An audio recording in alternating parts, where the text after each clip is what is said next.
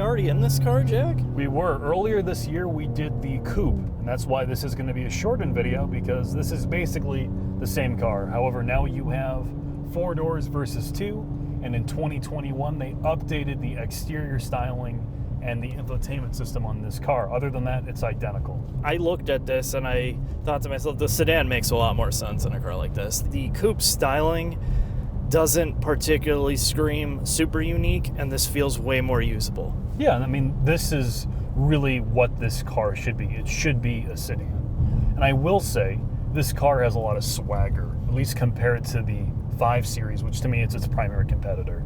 This to me has a lot more exterior presence, and the interior has some more perceived uniqueness. When I look at, or I think of Mercedes, I think of sedan, I think it's silver or white, and it's very nondescript yet classy at the same time. And this definitely has that on the exterior. While, you know... But it doesn't look like a rental car like the 5 Series. No, it doesn't. And you don't see a cajillion of these on the road by us. So there is some uniqueness here, and I think they did try to bake in some character. How much is this? $83,000. Okay, as well, tested. Yeah, so let's talk about why you're going to lease this, Jack. Let's talk about the interior briefly, because the ambient lighting, right now it's glowing purple, and I can see it in daylight. It's so bright, and it looks like somebody's got UV lights on my legs. This car is full of gimmicks. We talked about it in the last video. There are lots of features in this car that make you feel like you're in a discotheque at night, that give it that cool ambiance. The interior's got weird geometric shapes that look unique. But a lot of this and all of these gimmicks, I don't think work that well. Yeah, it's very here and now. I think if you're going to lease this for 2 years or 3 years, you're going to be tired of it by the time you're out of it in 3 years, and this is mostly going to be updated and kind of refreshed and changed by then.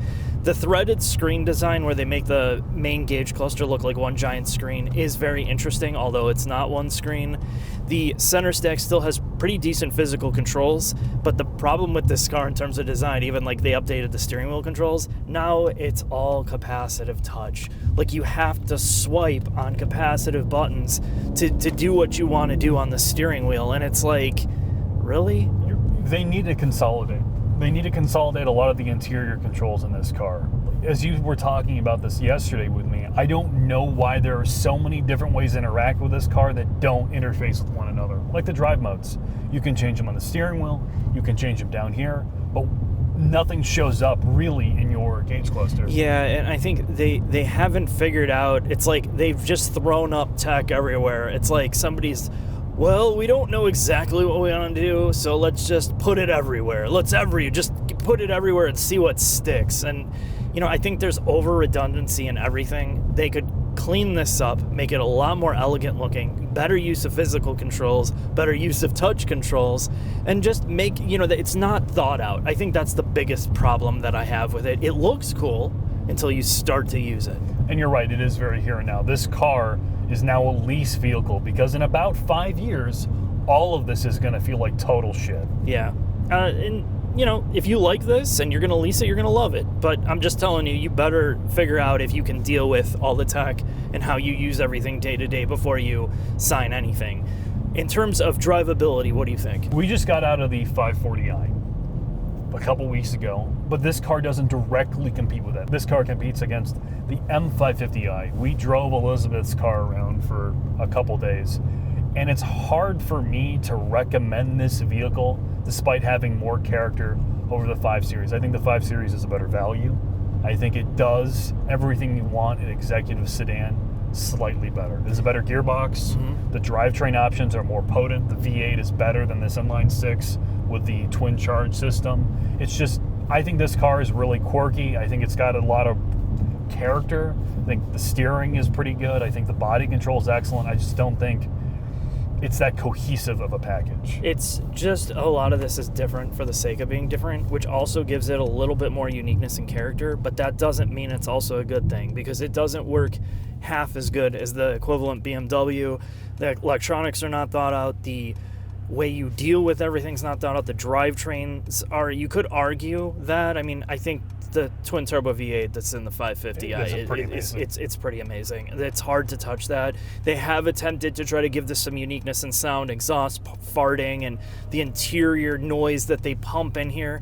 I mean, I don't know. If you're a Mercedes fan and you like the style, I like the style of this car way better than the BMW. It doesn't feel as cardboard and as generic. Yeah, it doesn't feel like a rental car. It doesn't at all. And I think that's the thing. If I'm going to look at a German car, I would put this most character, least usable, you know, and the BMW and the Audis more on the other spectrum. So again, it's a good option to have. I think there's certain things they've done here that are definitely in the right direction.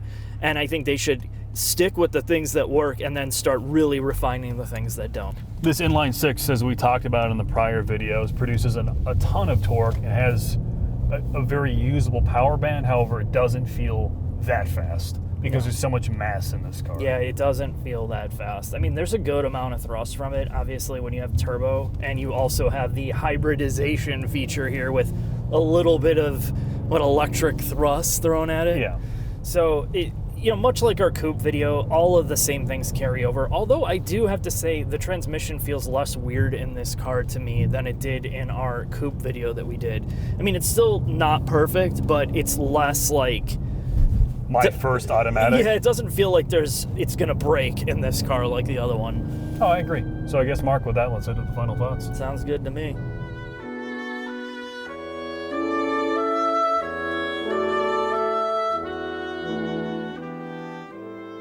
Final thoughts on the E53 AMG Sedan.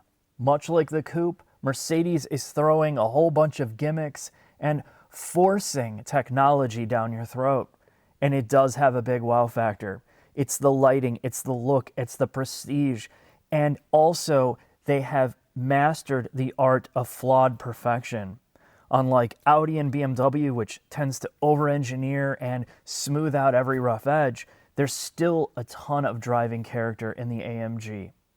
And when I say that, it's definitely not the highest performing vehicle on the market. It's not the best riding, but it tends to blend all of it together while making you feel like you're in a luxury product. They're not faking it here. And what you're going to do is you're going to lease this car. There's absolutely no way in hell you're going to go and buy it outright. There's way too much competition. Technology is pushing forward so fast that this is not something that you want to be stuck with.